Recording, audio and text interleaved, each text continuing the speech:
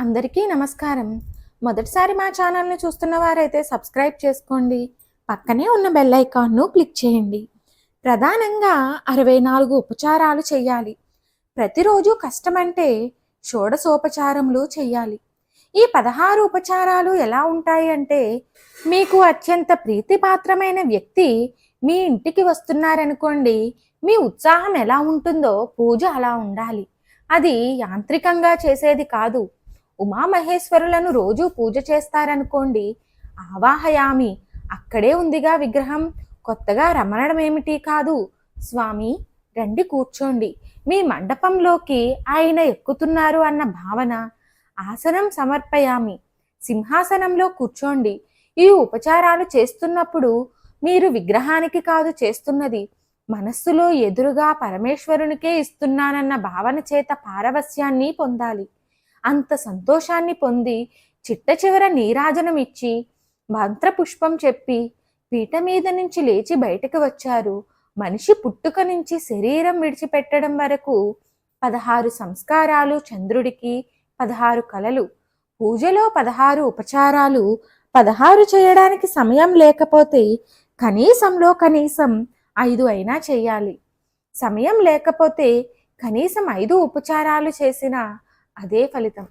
గంధ పుష్ప ధూప దీప నైవేద్యాలు పంచసంఖ్యోపచారిణి.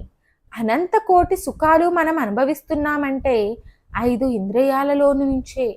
ఈ 5 ఇంద్రియాలు పరమేశ్వరుడిచ్చాడు, విచ్చలవిడిగా వాడుకున్నావు. నిద్రకాలిక సుఖాన్ని ఇచ్చాడు, నిద్రలో మళ్ళీ ఈ ఇంద్రియాలకి శక్తినిచ్చాడు. నిద్ర లేవగానే నువ్వు సుఖాలన్నీ అనుభవించే ముందు ఎవరికి కృతజ్ఞత చెప్పాలి?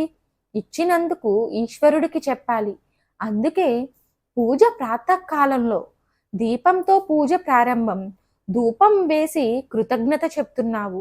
సాత్విక భావనతో ఉన్నావు కాబట్టి సాత్విక పదార్థాలను ఈశ్వరుడికి నైవేద్యం చేస్తున్నావు. స్పర్శను ఇచ్చినందుకు కృతజ్ఞతగా చల్లటి చందనాన్ని అనులేపనం చేస్తున్నాను.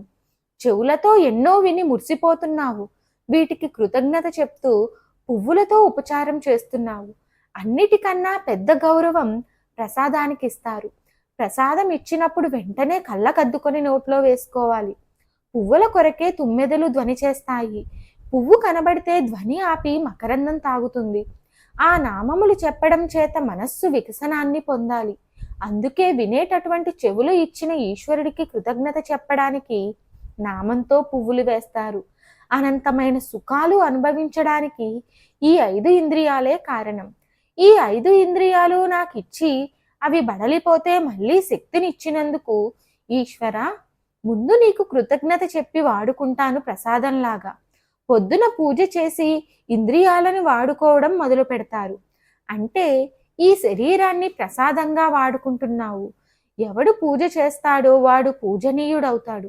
ఎవడు పూజ చేయడో వాడు పూజకి అర్హుడు కాకుండా పోతాడు. మీరు భగవంతుడికి కృతజ్ఞతావిష్కారం చేస్తే మీరు పూజ చేసినట్లే.